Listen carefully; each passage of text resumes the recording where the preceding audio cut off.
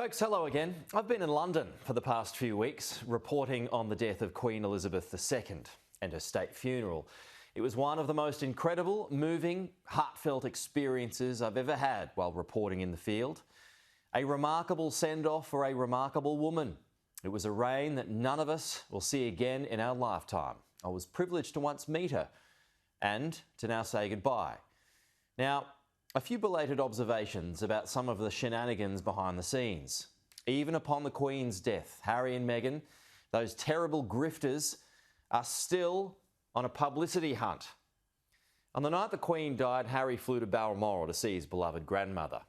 He didn't make it before she passed away, unfortunately, but quite rightfully travelled there to pay his respects. No one would begrudge him for that. What irks me about this, though, is that Harry sought to bring Meghan with him. Now, he and his wife, who've launched salvo upon salvo at the royal family since quitting it, expected to just bowl up, all forgiven, no worries. Just think about that for a second. You've quit the family, then launched a series of damaging attacks against it, and then expect full access? That couple is more deluded than I first thought. After everything that's been said and done, I would have thought any normal person would either stay away or wait to be invited. The King is reported to have told Harry that Meghan's presence would not be appropriate. He claimed the new Princess of Wales wasn't coming, so on that basis the Duchess of Sussex also shouldn't. Seems fair enough given the tension her presence would create. But rather than accept it, a wish from the new King who just lost his mother, it appears Harry had a sook. The Sussexes, who have no problem cashing in on secrets and petty grievances, who have documentaries they want made by Netflix, and Harry with a tell-all book to come out, wonder why they are meeting such resistance. Of course the royals would be resisting private approaches to intimate family gatherings out of fear of what that might lead to and what they'll read about down the track. You reap what you sow.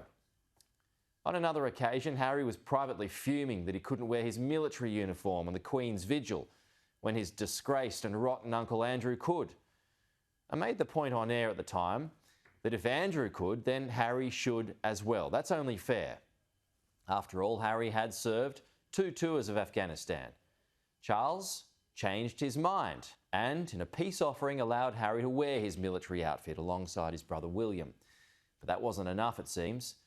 According to reports, Harry was miffed the ER insignia was removed from his sleeves, even though he's no longer a working royal.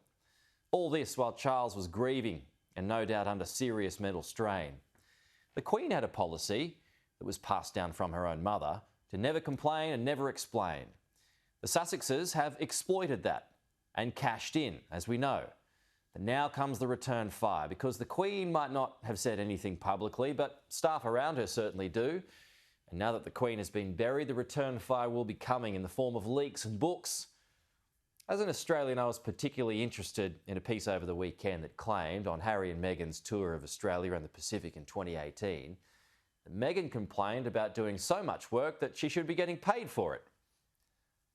It's so hard greeting people and living in luxury, isn't it, when all your whims are taken care of? And a small note here, our taxpayers funded that trip.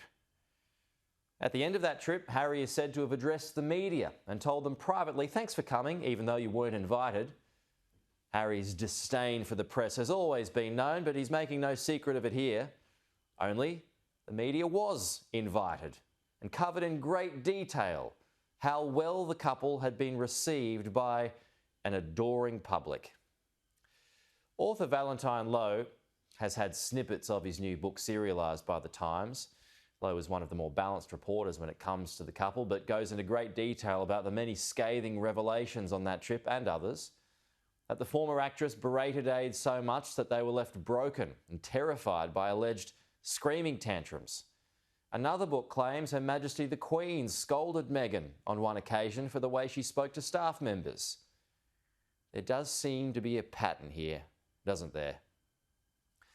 Prince Andrew will deservedly become a royal outcast now his brother is king, and while Harry's sins are obviously nowhere near as bad as Andrew's, Harry's behaviour will see him cut further adrift as well, if it doesn't change. But it seems to me that that's what he and Meghan want. So they can't complain when they don't get their way. That won't stop them though, because, as I've said here before, dirt is their currency. Thanks for watching. To support this channel, please like, share and subscribe below. I'll see you next week.